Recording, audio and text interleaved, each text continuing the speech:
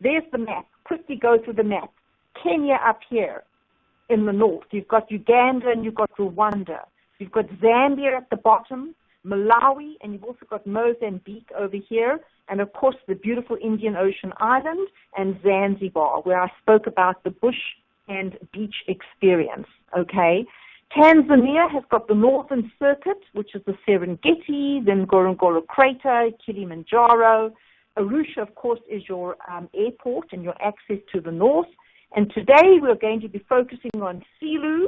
We're going to be focusing on the Ruaha National Park, Mahadi National Park, and beautiful remote Katabi as well. And so that is just the context of where it is. We've gone through the location. Here's the Southern Circuit, and just a clearer visual. You've got Silu, you've got which is more on the eastern side.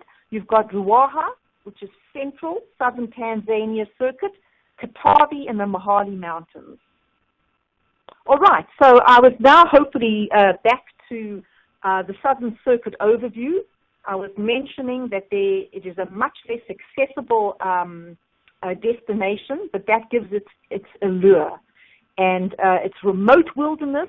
The areas are vast. You have wide open spaces, and it's truly wild and authentic.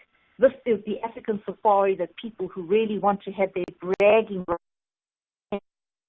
So it creates a feeling of total exclusivity. It's good to know, however, that while there is an abundant amount of wildlife, there are fewer high concentrations of wildlife than in the northern parks. And but at the same time, you've got a much wider range of activities available. You've got open-sided safari vehicles, you've got walking safaris, boating safaris, you've got fly camping, which basically means you're on the fly, you kind of move your tents, and there's lots of chimpanzee trekking.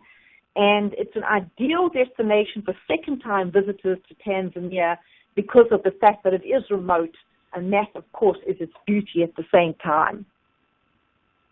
Access and logistics. So Dar es Salaam, which of course is the capital of Tanzania, also is where the international airport is located. And it's the gateway to the Indian Ocean coast, so of course to Zanzibar, very, very close, and also the gateway to the Southern Safari Circuit. And the daily shuttle flights to and from Silu and Ruaha. I had said earlier on that a great combination is Zanzibar with a safari. And then the Arusha Airport, this serves the domestic, charter, and scheduled light aircraft flight schedules, and it offers twice weekly flights from Arusha to the western parks, that is the Katabi and the Mahadi, which I'm going to show to you shortly. Getting around, well, I said a little bit earlier on that it has to be small flights because it's being remote, unlike the Northern Circuit, which you can access through vehicles and through driving. Everything in the Southern Circuit is in small flights. And there are flights daily from Dar es Salaam and Ruaha to Silu. There are flights daily to Ruaha National Park.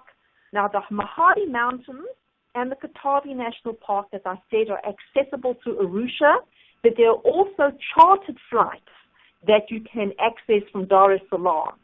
And the flights in general are quite long. It could be between 3 to 5 hours, depending on where you're going, except from Dar es Salaam to Silu, which is really quite close, and that's only about a 45-minute flight. And from Silu to Ruaha, it is about a 90-minute flight. So the destinations of the parks that are a little closer to the eastern side are a little closer, and longer flights, of course, as you're going to the western part of Tanzania. A nice picture of a small light aircraft that's very typical of what your clients will be flying in. All right, so now we've come to Silu. Okay. And Silu is pronounced Silu, and this is Africa's largest game park. It's about 27,000 square miles. It is vast wilderness, and it has quite a diverse topography. Grassy plains, open woodlands, mountains, forests, absolutely stunning. And the Rufiji River is the lifeblood of the park. And its tributaries form this sort of network of lakes and lagoons, and so there's quite a lot of boating safaris and fishing, and, very, very stunning. Now, Seelu, just as a matter of interest in terms of game, it contains 1/3 of the world's wild dog population. Sometimes people refer to them as the painted dog. And if you can see the picture down here, they are quite an unusual looking dog, a wild dog.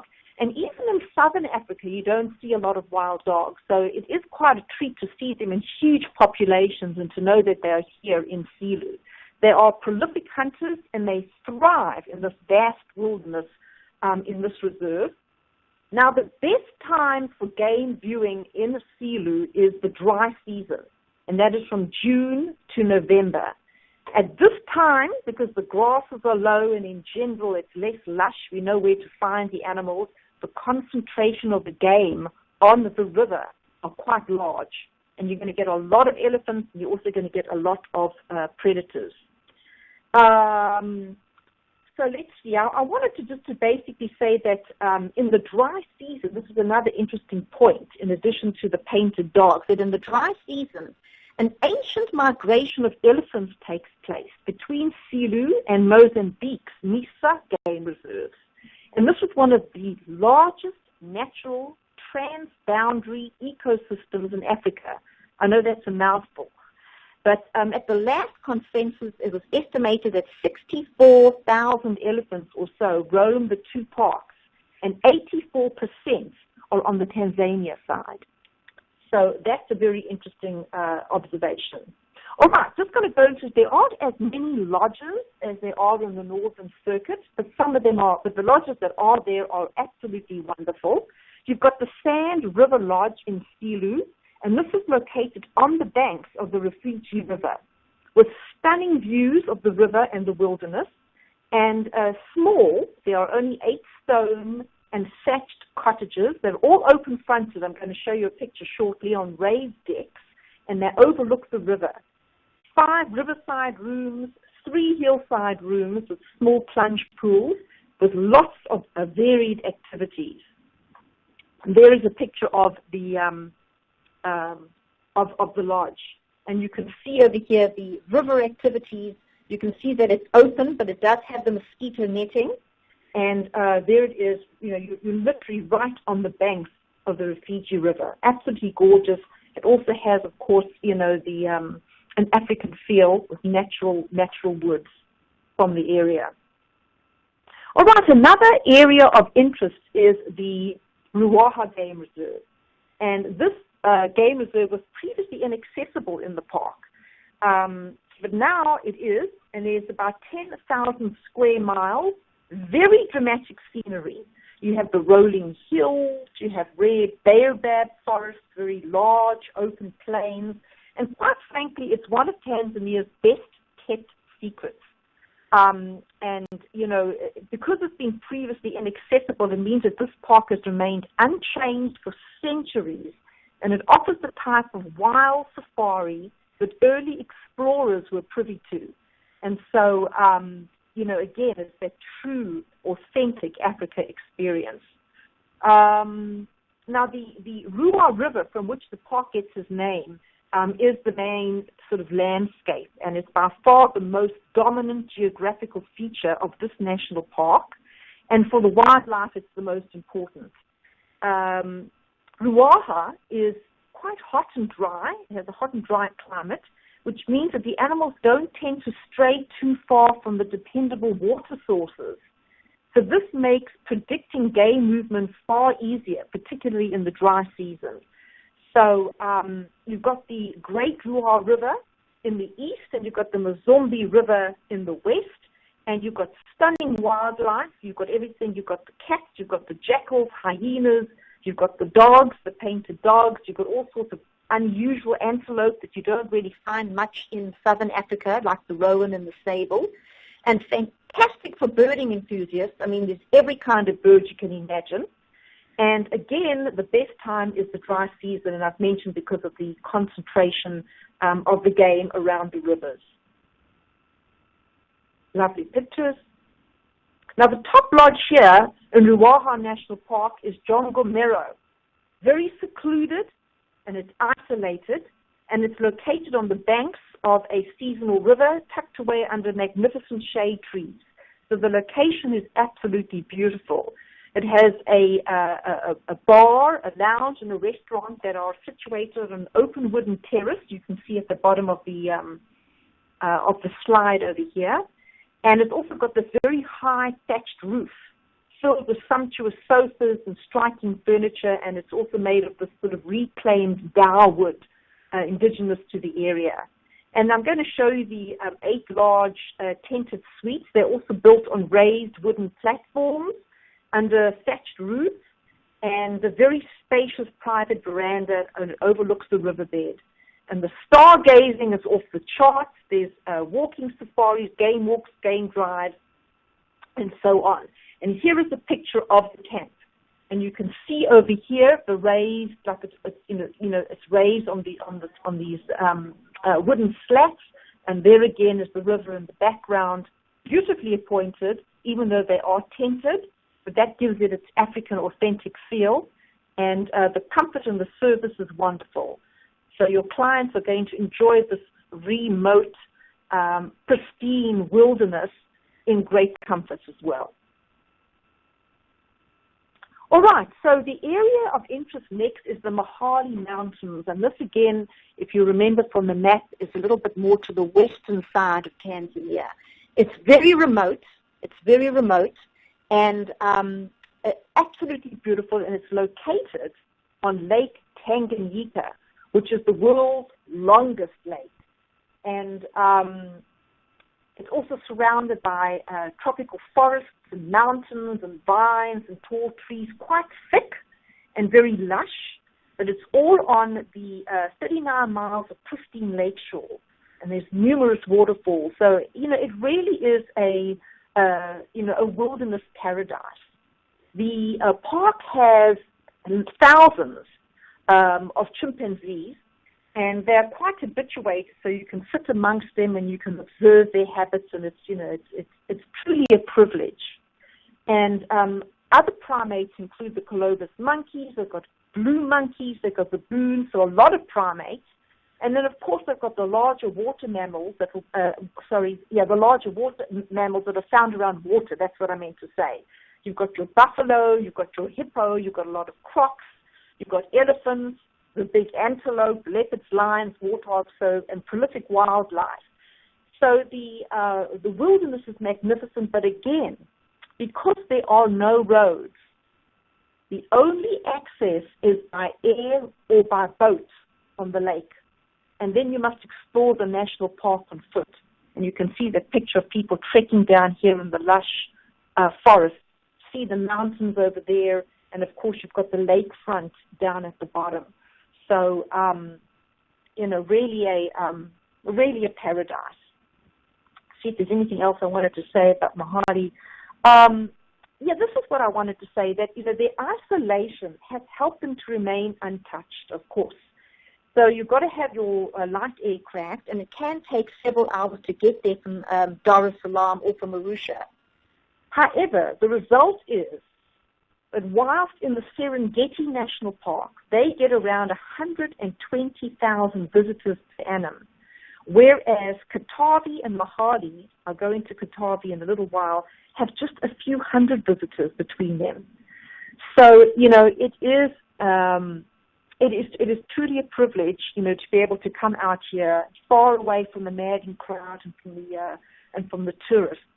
And, for those travelers who really enjoy the adventure, this is it. There's the chimps. Now, the top lodge out here is called Nomad Greystone and Mahale. And it's located on the banks of Lake Tanganyika in the park. And it sits on pristine white sandy beach overlooking the turquoise water of Lake Tanganyika. And, of course, it's got these high-sloped forests that they rise for about 8,000 feet. So, again, absolutely beautiful. It's only got six thatched bundas en suite. You have an upstairs relaxation deck, uninterrupted views. And we mentioned here that they have flush toilets because it's important, especially being out in the wilderness, that you do have that luxury. Great showers, lots of good water pressure with all the amenities. And you've got game drive, chimpanzee tracking, you've got the lake and everything that goes with that. Village visits, you've got a cultural aspect. Walking, swim in the pools of the mountains, kayaking, sunrise, sunset, fishing, beaches, etc. You've got it all. And here is a picture of the lodge. As you can see, again, it's open-fronted like most of the lodges are, but you do have your mosquito netting right here on the beach. Truly luxurious and an absolute dream. Right, the last area of interest and the furthest west is Katavi National Park. And the park's main feature, Katavi National Park. And the park's main feature here are the watery grasslands around the lake. And in the north, you've got these sort of palm-fringed around the lake, in Lake Chada. And also you've got the Katuma River in the south. So lots of water features and water animals. It's accessible by a 4 to 5 hour flight from Arusha, which is quite costly, and therefore again, not many people make the effort to visit. So this is truly a pristine destination. It has vast herds of buffalo, all sorts of predators, lots of cats, lion, leopard, and hippos, of course, and crocodiles. Now, the best time to visit Katavi would be in the dry season, and from May to October, but also mid-December to February is also a wonderful time to visit. I just have to say that Katavi belongs to the animals. You know, you really are in their territory. There are so few people around. It's so untouched that this is, truly an encounter that no other traveler could wish for. Absolutely fantastic. Lovely view of the elephants. The top lodge here in Katavi is very stylish, but it's simple with everything you need. It has small and intimate tents, and they're all scattered amongst the grove of tamarind trees. The suites are very spacious. They're comfortable, again, with the wide open veranda, panoramic views of the plains. And in this case, they've got the safari-style bucket showers, and they've got these eco-flush toilets, so you really are remote. The elephants are frequent visitors, I just showed you in the slide before, as well as the vast herds of buffalo grazing on the plain, and they have all sorts of activities, walking safaris, day and night game drives, and of course the stargazing is completely off the charts. There is a picture of the camp. Even though they are simple, they're very well appointed, great comfort, the food is fantastic, and as I said, the game viewing is magnificent. And there's an aerial view. Now, just for some quick, useful country information, the language is Kiswahili and English, but of course most people living in the area speak English, and there are also many ethnic groups, and the most common greeting is Jumbo. The currency is a Tanzanian shilling, but most camps and lodges charge and accept the US dollar. That is king. In terms of health requirements, malaria and yellow fever. Tanzania definitely do need the yellow fever vaccinations. For entry visas, we do recommend that you can apply online, but you can also get your visa on arrival. And they are required for U.S. citizens, and they're $100 per person. Of course, a passport valid for 6 months is important, and they ask for at least one blank visa page. So that is just kind of some absolute basics. Some great aerial views. You all the hippos down there. The climate and weather, in a nutshell, April and May is the green season, so it's rainy. June to September is cool. That's probably the best time to go. November to December, you have short rains, and October to March, it's the hottest season. So in a nutshell, again, the best wildlife viewing months in Tanzania are the cool season, late June to October, so that it is our summer in the United States and their winter. If you're going to northern Tanzania, that's between June and October is when the Great Migration takes place. And you get a lot of the calving that takes place in late February, early January, late February. But for the Southern Circuit, Ruaha and Silu, as well as Katavi and the western portions of Tanzania, June to October. So people do tend to overlook the green season, but it is a great time to visit in terms of birding and in terms of young babies. So, food for thought, you don't have to deter people from going, but we know quite clearly when the best months are to go, late June to October. All right, so we've come to the end of the presentation. I'm just giving a quick plug for Giltedge. We have now won the World Travel Awards 9 years in a row for the best luxury tour operator. So wherever you may be going, southern Tanzania, northern Tanzania, or anywhere else in Africa, you are in very good hands. And so I just wanted to thank everybody for joining Giltedge on the stunning visual adventure, truly pristine, remote, untouched, and for those travelers who want to have that real, true African, authentic safari. So there you have it. Thank you so much, and thank you so much for bearing with me with that little technical glitch at the beginning. I see quite a few of you have kind of joined back in again. And I'm now going to open up, I'm going to stop the recording, but I am going to open up for questions.